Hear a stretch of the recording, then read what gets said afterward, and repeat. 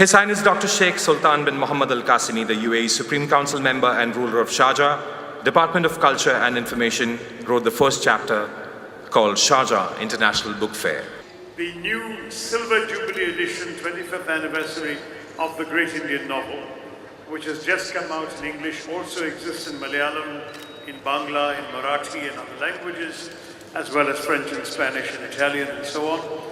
Is it the right way the press is moving? As a person who happened to be on the statesman level, the foreign affairs, and an author and an article, also you used to write on newspapers. So what do you feel about the present generation article writers? Well, I'm very, very disappointed. You know, I grew up with newspaper ink flowing in my veins because my father worked for a newspaper from the time I was born. And he was not a journalist, he was on the managerial side. But because of that, I visited my father's newspaper printing press when I was a child.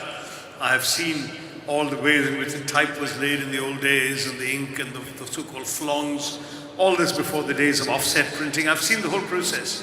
And I've known a lot of journalists as young people, as a young boy growing up. I've seen some of the standards we used to maintain.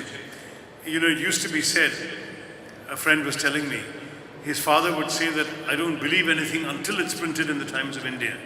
Today his father says, I don't believe anything if it's printed in the Times of India. That's how much there's been a change in the attitude of the media.